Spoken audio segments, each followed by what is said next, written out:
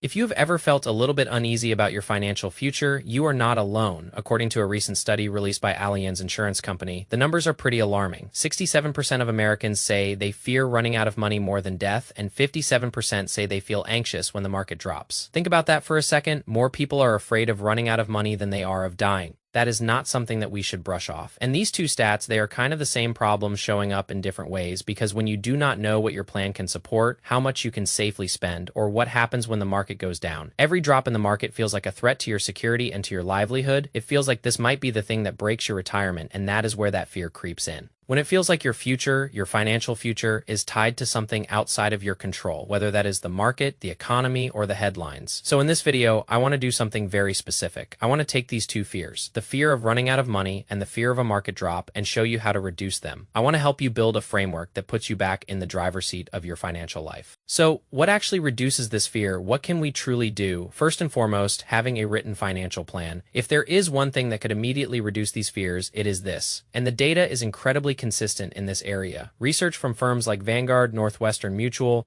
and Charles Schwab shows people with a written plan are 2 to 3 times more confident, and they are more likely to stay invested during downturns. But here's the problem. 48% of Americans do not have one, so just solving for this alone could materially improve both stats. But here's another problem. Most Americans do not actually know what goes into a financial plan because, according to that same Allianz survey that we referenced at the start of the video, many do not know how to plan beyond just saving. Contributing to a retirement account is a great start, but beyond that, you also need a target retirement number, a timeline.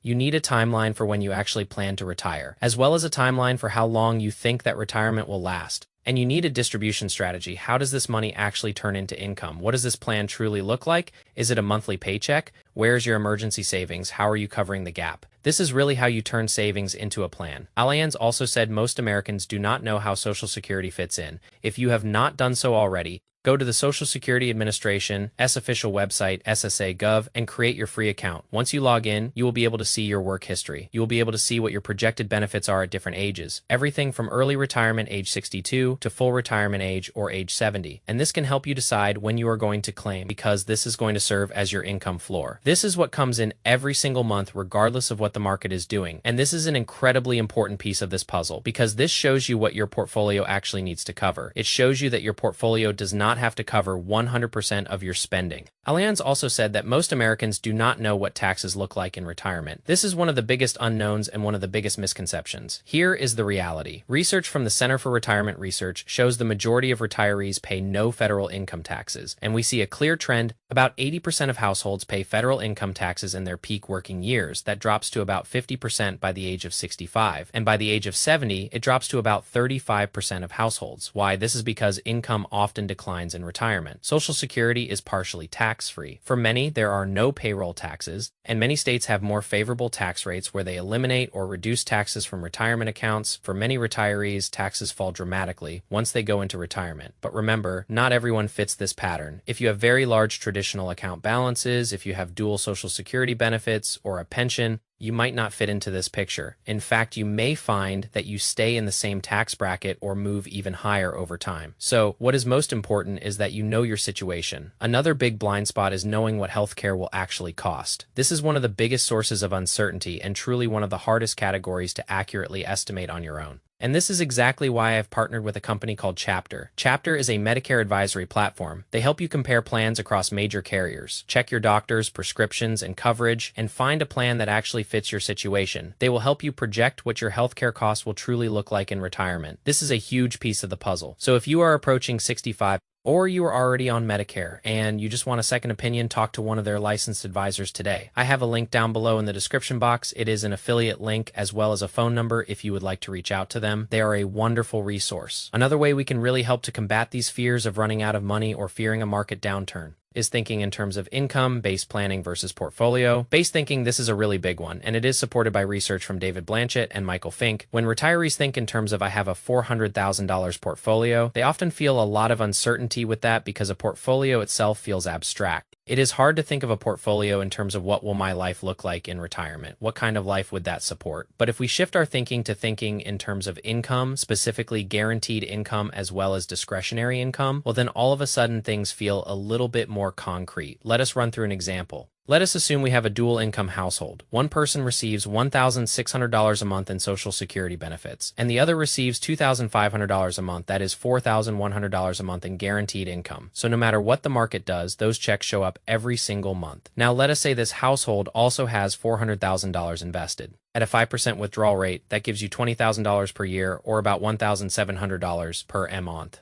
That becomes your flexible income. This is the part that you can adjust. Maybe you spend a little bit more when the markets are doing well, and maybe you pull back a little bit when the markets are down. Now think of how different that feels in one scenario. You say, I have $400,000. What kind of life can I have? In another, you say, I have $4,100 a month in guaranteed income plus about $1,700 a month in flexible income. That gives you a real picture. That is something you can truly plan around, and it is very easy for us to work with monthly income figures. After all, we have been doing this our entire working lives. And this is exactly what the research shows when people frame their wealth as income as opposed to assets. They experience more stability, more control, and more confidence. And more importantly, they feel less anxious and more comfortable actually spending their money. The next thing you can do is understand safe withdrawal flexibility. One of the biggest fears that looms over pre-retirees' heads is, what if I retire and suddenly the market drops? All of a sudden, everything I worked so hard for, my retirement plan completely breaks. But that is not how a well-designed retirement plan works. Research from Morningstar, Vanguard, and Michael Kitz's shows the 4% rule is a conservative baseline based on rigid inflation, adjusted withdrawals, but real-world retirees are not rigid. When you introduce even basic flexibility, starting withdrawal rates can increase to about 5 to 5.7%, and long-term success rates improve significantly. And this does not mean dramatic lifestyle changes. In many situations,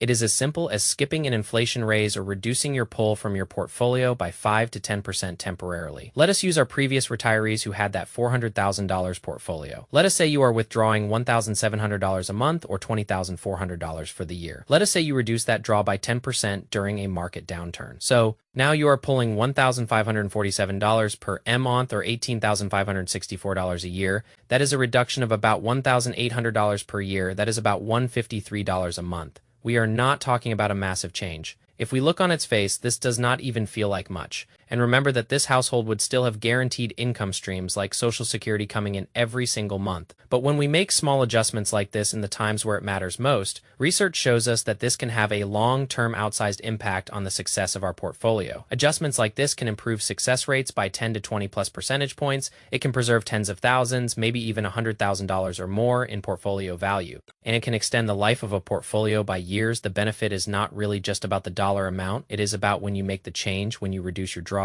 when the market is down, when your assets are depressed, you avoid selling when it could do the most damage to your portfolio. Instead of locking in losses, you give your portfolio time to recover. And more importantly, this gives you a specific plan that you can follow should this situation happen when you retire. And having a plan is everything, so you know exactly what to do. So the bottom line is making these small temporary adjustments can result in a permanent improvement in your portfolio. Number 4 is building a cash buffer. This is your sequence risk protection. This is one of the most practical ways to reduce anxiety in retirement, and the idea is very well supported by research. You want to have anywhere from, say, 3 to 5 years worth of cash at the ready, whether that is held in a money market fund, CDs, T-bills, so it is readily accessible. What this does is it eliminates the need to sell investments during a downturn. It protects you from sequence of returns risk, from having to draw on your investments early in retirement if you retire in a down market, and it turns market drops into really a non-event for you because you are not touching your portfolio. So instead of thinking, oh my goodness, the market is down, what am I supposed to do? You get to say, oh, the market is down, it is okay. I do not even need the market right now anyway. But this might also lead to you thinking, how am I supposed to build a cash buffer that is 3 to 5 years worth of expenses? Well, the good news is you do not have to cover all of your expenses. You only have to cover the gap between your necessary spending and your guaranteed income streams. Let us go back to our dual income household. They have $4,100 a month coming from Social Security. This is our guaranteed income. Then they want $1,700 a month from their portfolio. That is $1,700 a month. That is the gap. So, instead of building a cash buffer that covers total spending, you are only building a buffer that covers the gap. So in this situation, a 3-year buffer looks like about $61,200. Now sure, that is not insignificant, but what this does is gives you multiple years where you do not have to touch your portfolio, you do not have to sell during the downturn.